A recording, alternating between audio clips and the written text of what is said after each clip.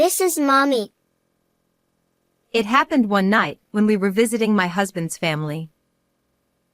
My 5-year-old niece suddenly pointed to a terrifying picture in the storybook I was reading to her. No way. I rushed up to the attic, where I found my sister-in-law in a state that was beyond recognition. She didn't appear to be breathing, and I was so scared that I couldn't stop shaking. I'm sure my niece was trying to tell me about this somehow. I won't forgive this.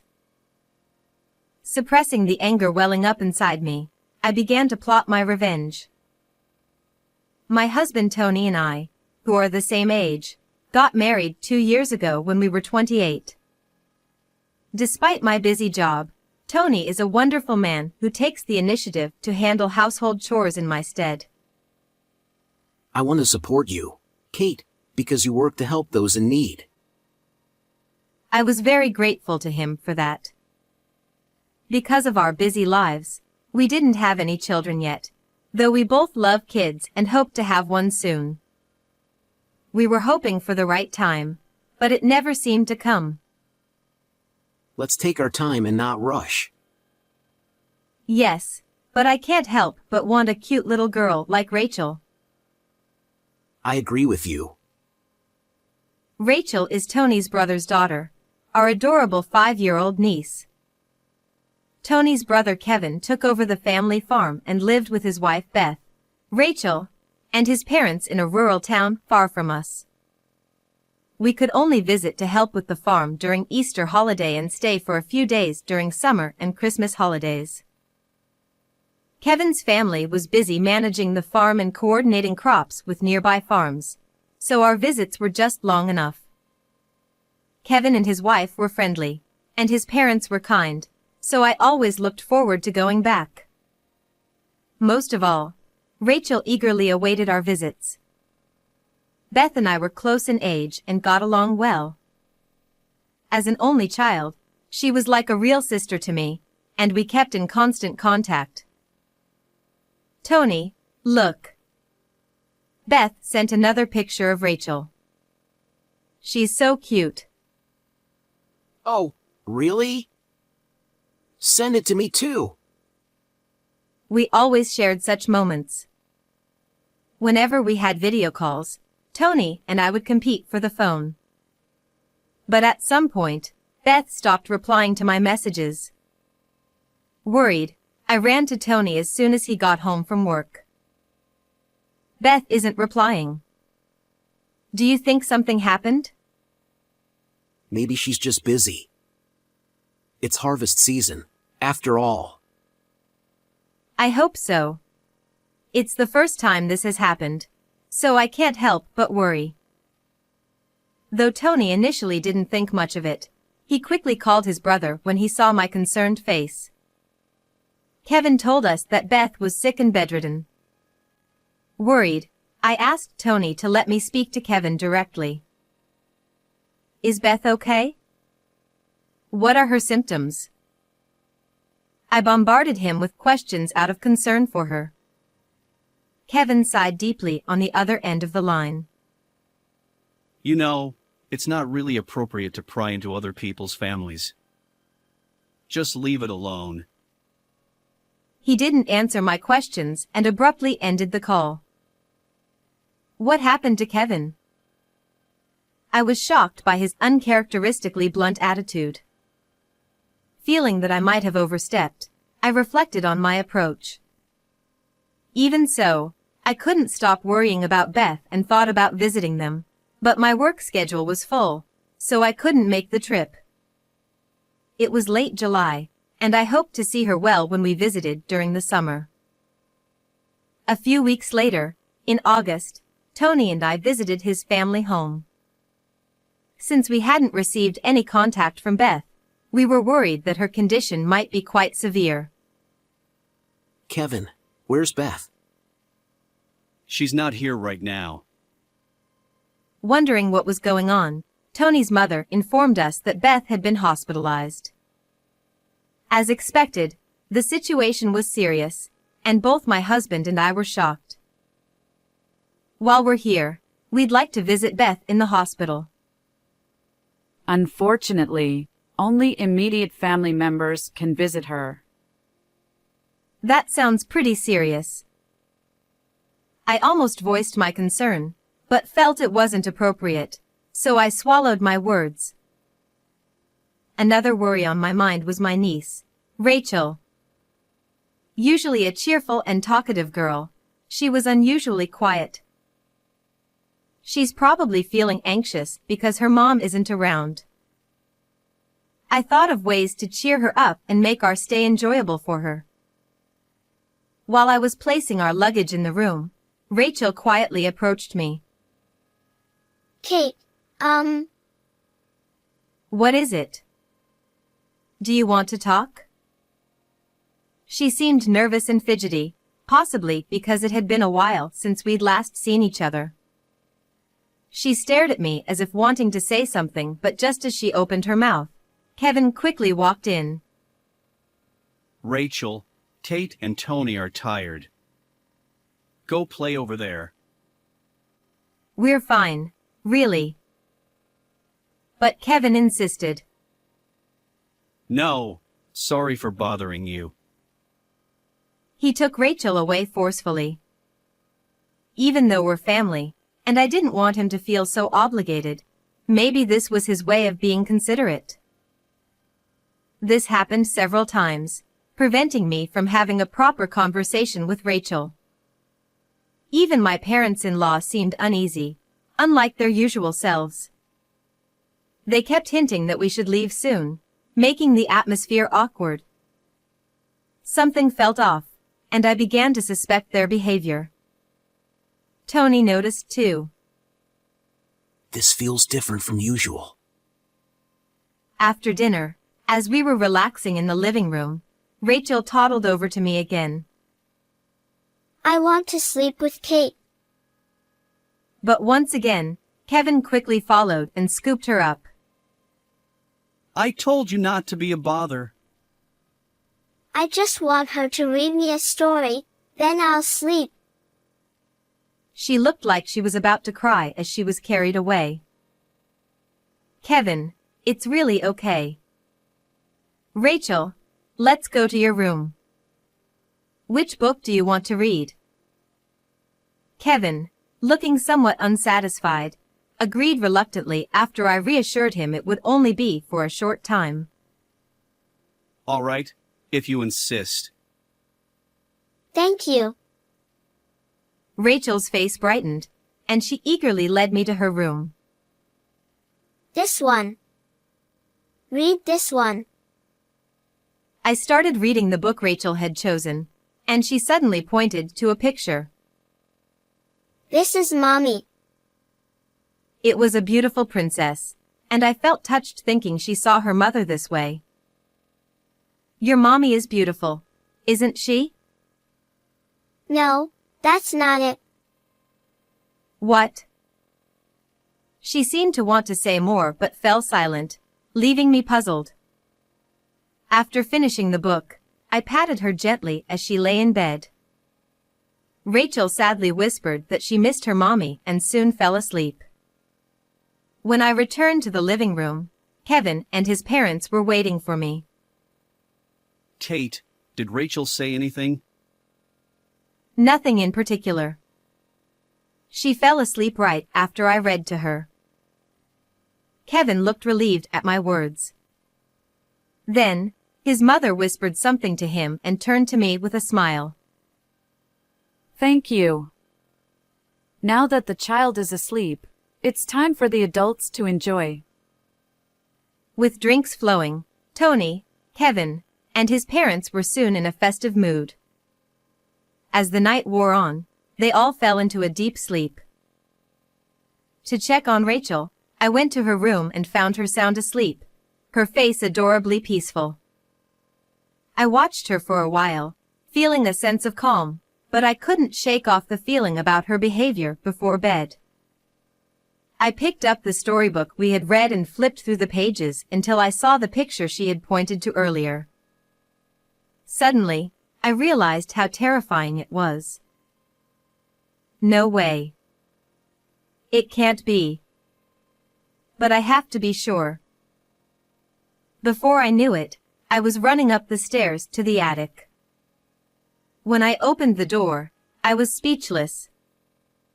There was Beth, who I had been told was hospitalized, lying there emaciated and unrecognizable. Beth.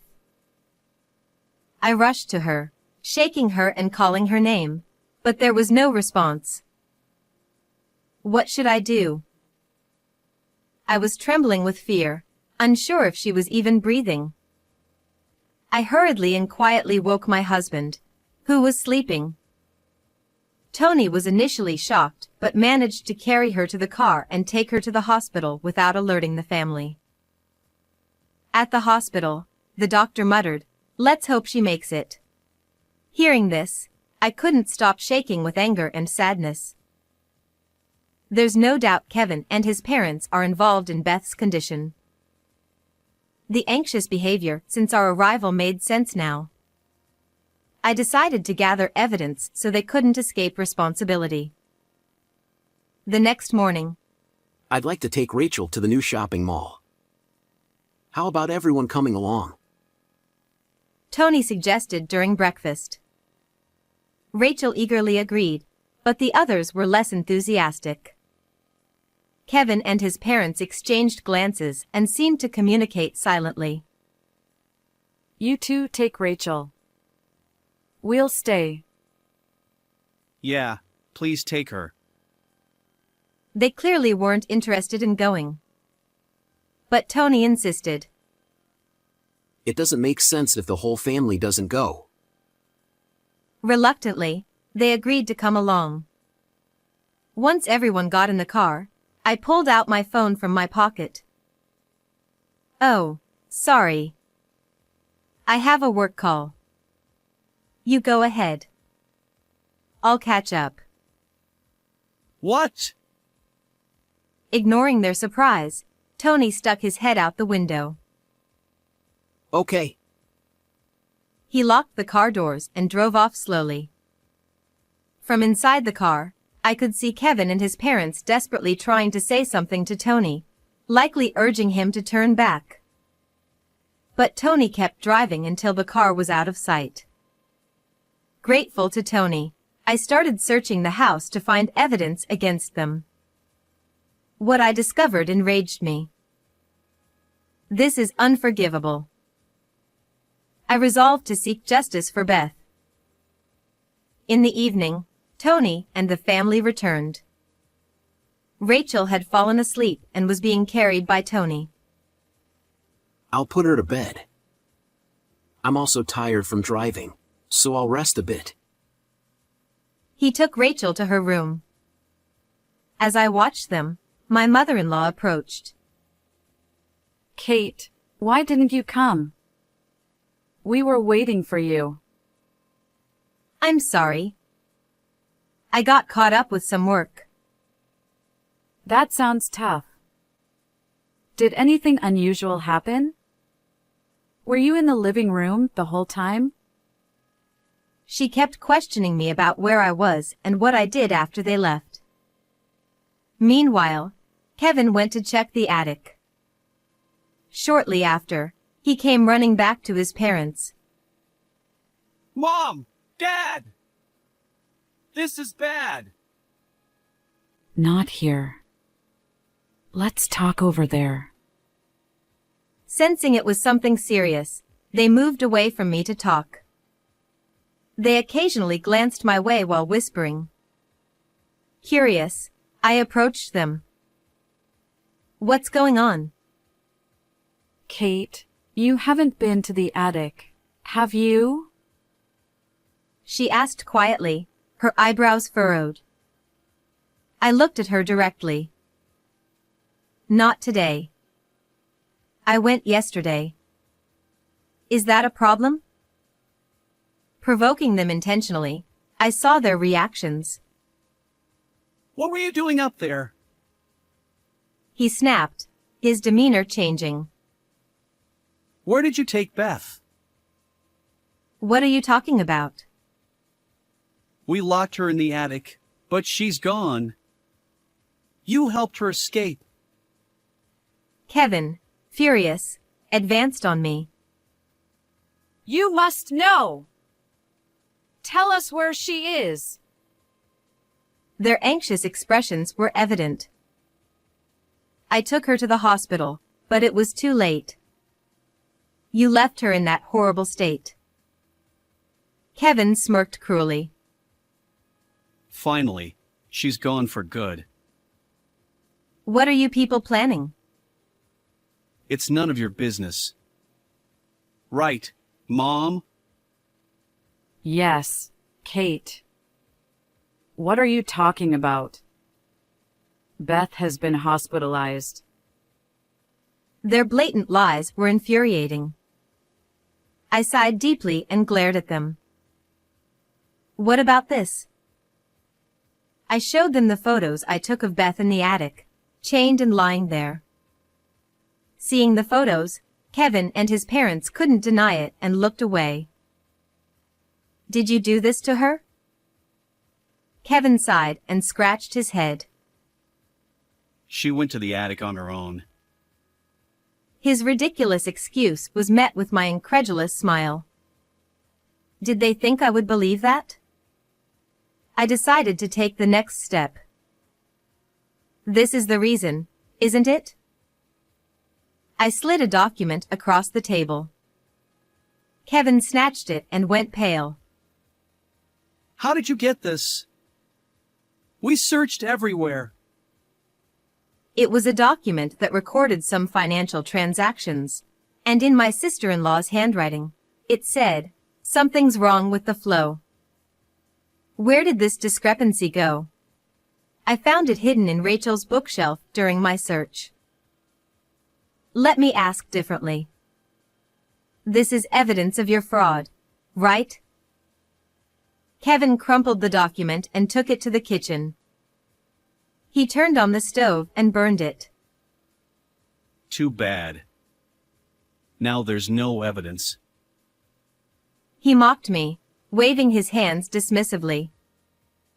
After that, he came back, leaned on the table with his elbows, and looked at me with a smug expression, as if he wanted to say, "I did it." Beth found out about our scheme, so we had to silence her. Feeling assured without evidence, Kevin boasted about their scam. They had been buying crops cheaply and selling them at a higher price, pocketing the difference. When Beth discovered this, she confronted them.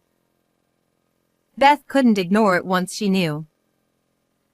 We told her to keep quiet, but she wouldn't listen. So you locked her in the attic to silence her? I was shocked by their actions and reasoning.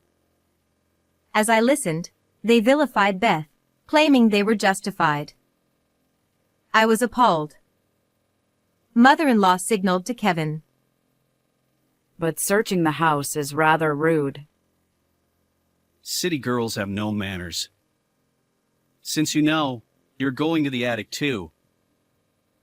He lunged at me, but Tony burst through the door. Kevin! Stop! He rushed to my side. Don't interfere! We're protecting our livelihood. You were born and raised here, so you should understand. Kevin, who tries to forcefully do something to me, and my husband, who desperately tries to protect me. Tony grabbed Kevin by the collar.